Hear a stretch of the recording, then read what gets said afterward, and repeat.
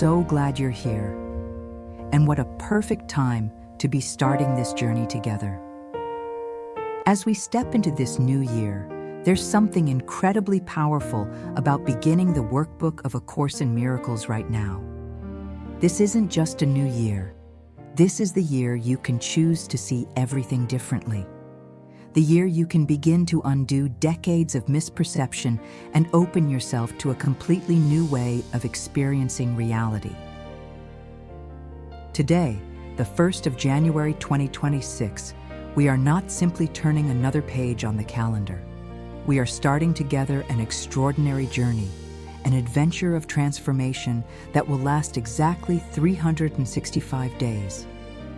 And it is no coincidence that we begin today on this day that symbolizes new beginnings, new possibilities, a new awakening.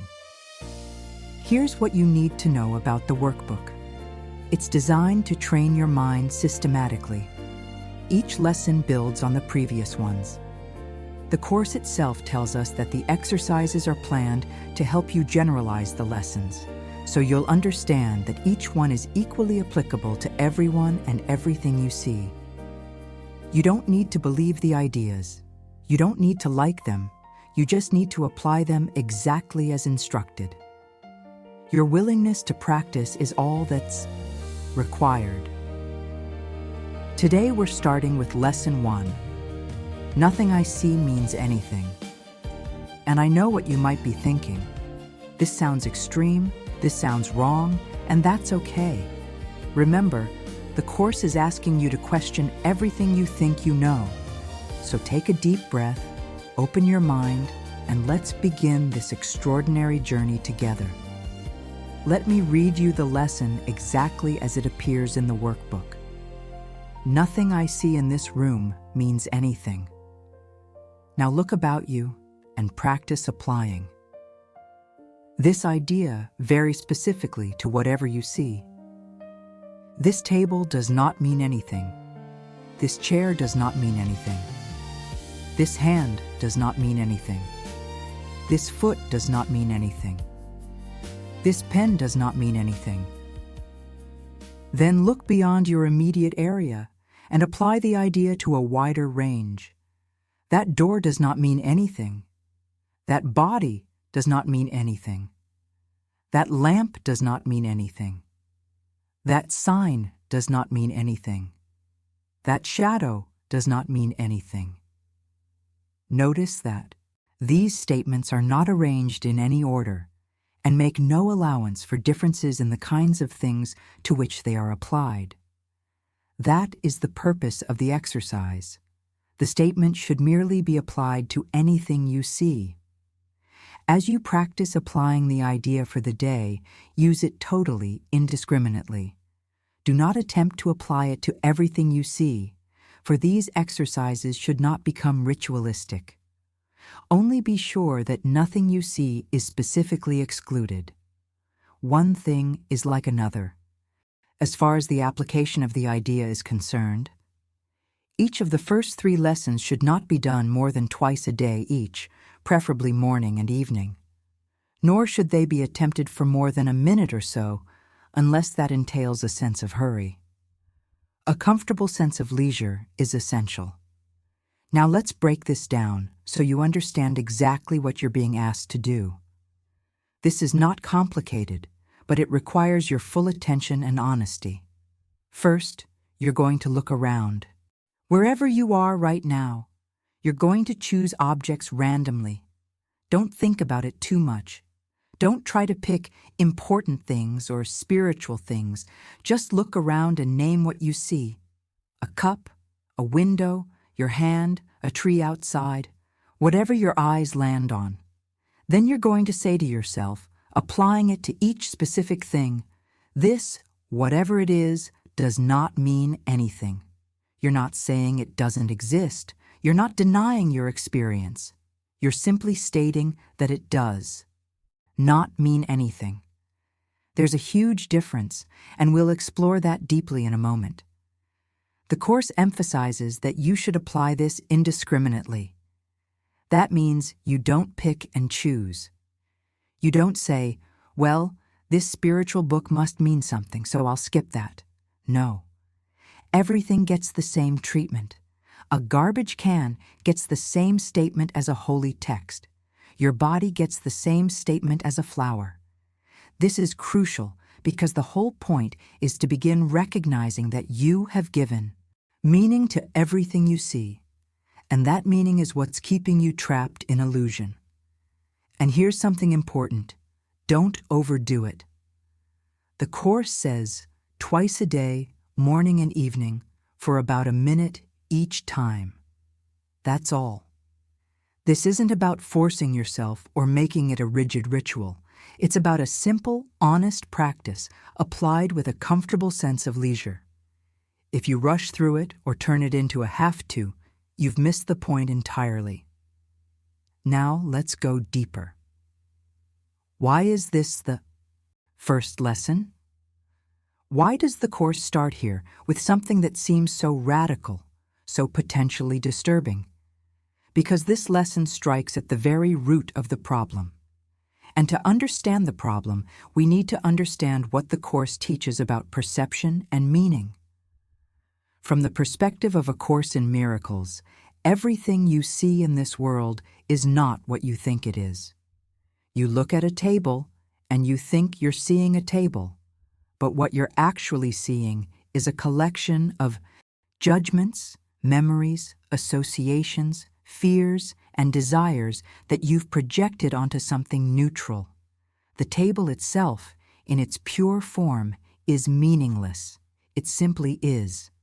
But you've covered it with layers and layers of your own interpretation, and you call that interpretation reality. The text of the Course tells us that projection makes perception. This is one of the most fundamental principles of the entire teaching. What does it mean? It means that you don't see things as they are. You see things as you are. Everything you perceive is filtered through the beliefs in your mind, and those beliefs determine what you see and what meaning you assign to it. Think about this for a moment.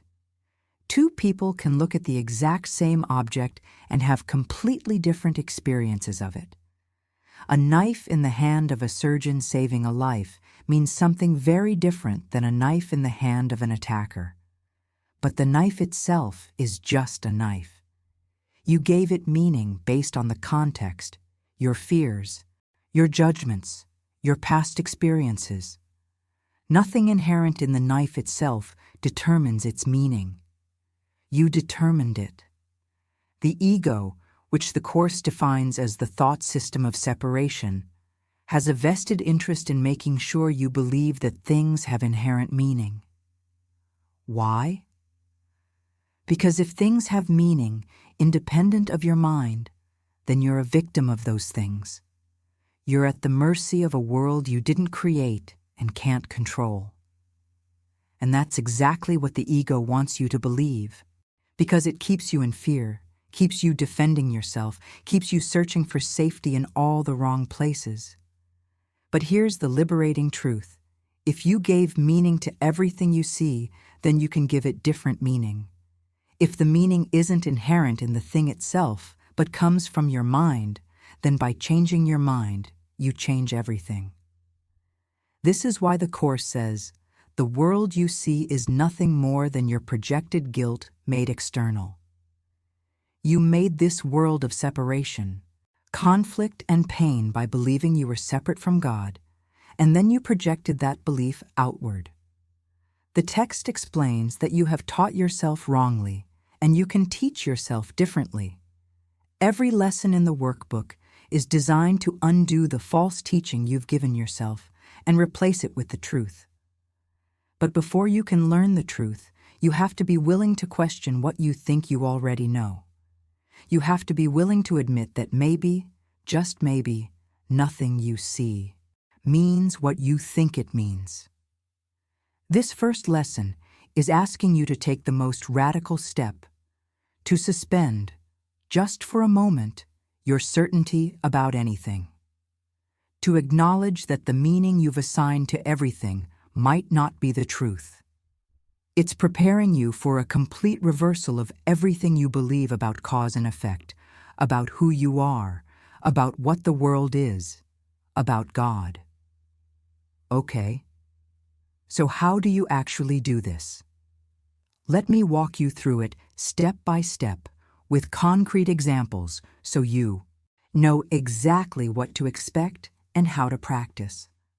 Let's say it's morning and you're doing your first practice session of the day. You're sitting in your room, maybe having coffee, maybe just waking up. You remember. Lesson 1. Nothing I see means anything. So you pause. You put down your phone, you stop whatever you're doing, and you just look around. Your eyes land on your coffee cup. You say silently to yourself or out loud if you prefer, "This coffee cup does not mean anything." Now notice what happens in your mind. You might immediately have resistance. What do you mean it doesn't mean anything? I need this coffee. This cup holds my coffee. It means comfort. It means my morning routine. It means caffeine. That's your ego talking. That's all the meaning you've piled onto this object. Just notice it. Don't fight it. Just observe that you've given this simple object all this emotional and psychological weight. Move on. Your eyes land on a picture on the wall. This picture does not mean anything. Again, watch your mind. Maybe it's a picture of someone you love. Suddenly you're thinking about that person, the memories, the emotions. Or maybe it's just a landscape you bought at a store and you're thinking it's meaningless anyway, so this is easy. But that's not the point. The point is that whether you consider it important or not, you've assigned meaning to it, and that meaning is your creation, not the object's inherent nature. Look at your hand. This hand does not mean anything. This might be harder. This is your body. Your ego is heavily invested in making you believe you are this body. So when you say your hand doesn't mean anything, you might feel a little panic, a little fear. But this is me. How can my hand not mean anything? Perfect.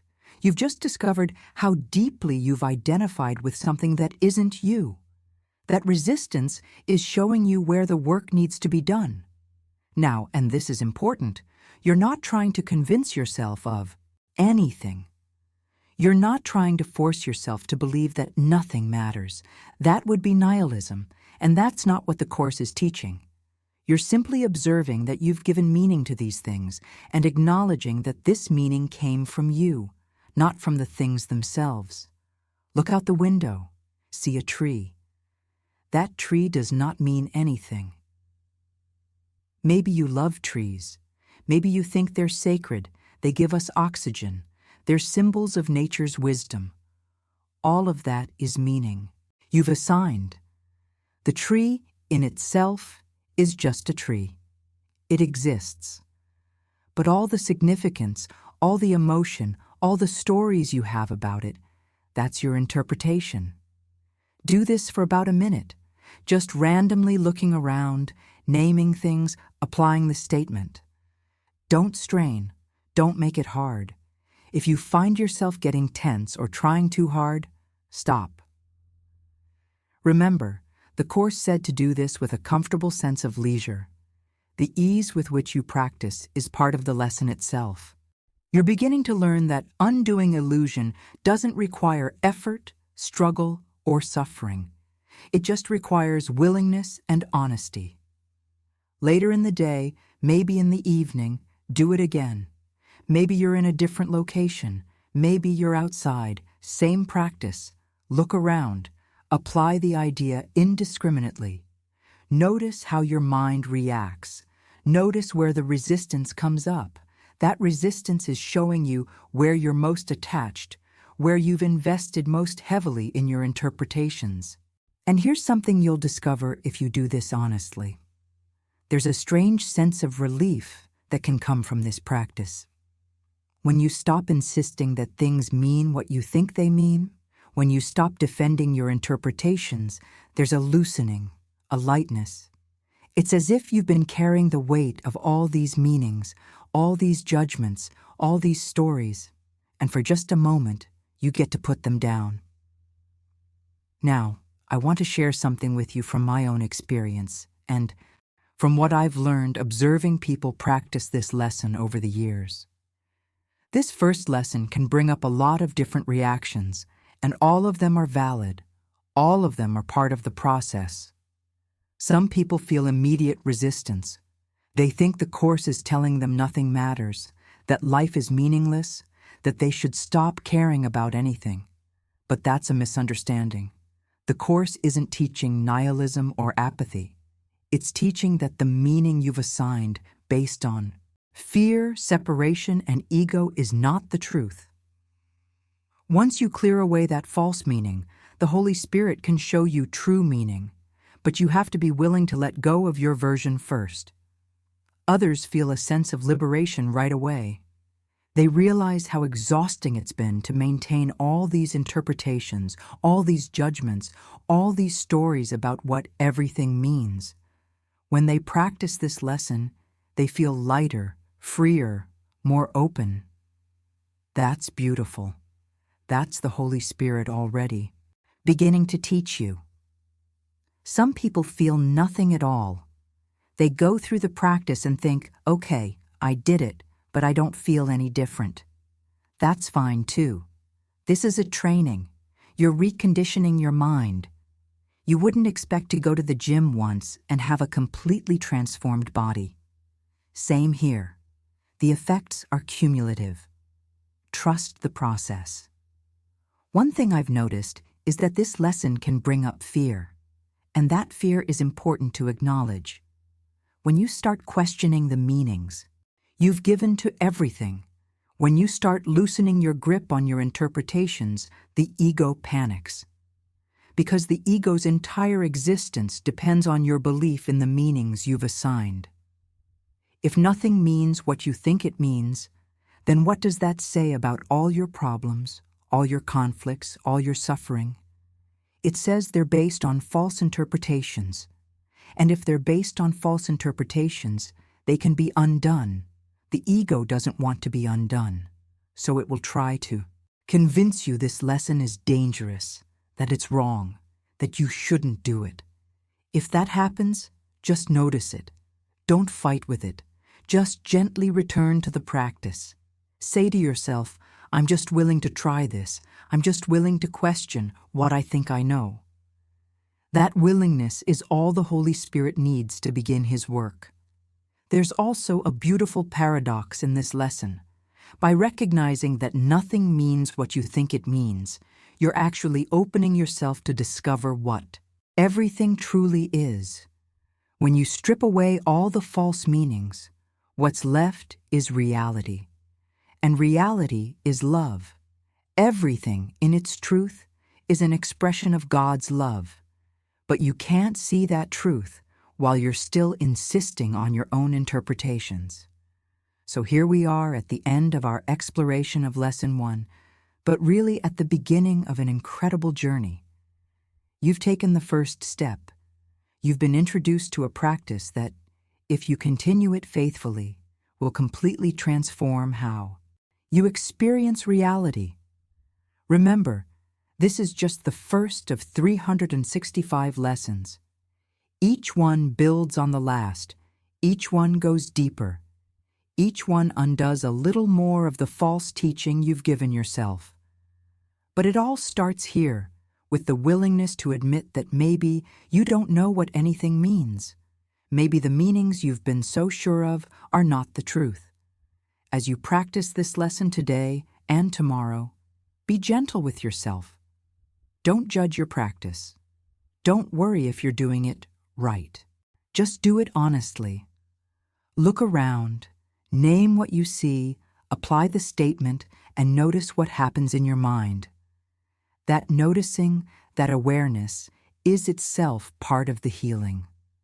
And here's what I want you to carry with you. You're not doing this alone. The Holy Spirit is with you in every practice session. He's the one teaching you through these lessons. Your job is just to show up, Be willing and apply the ideas as simply and honestly as you can. His job is to use that willingness to undo everything that keeps you from knowing who you really are. I'm so grateful you're here, taking this journey with me.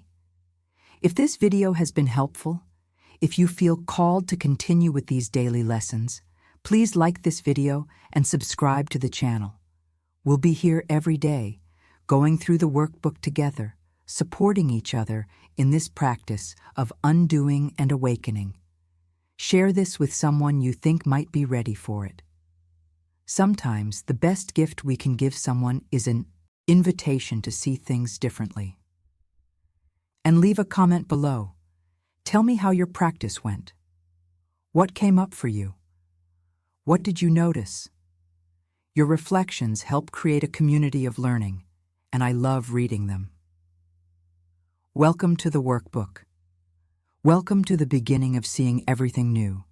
I'll see you tomorrow for Lesson 2. Until then, may the Holy Spirit guide your practice and bring you peace.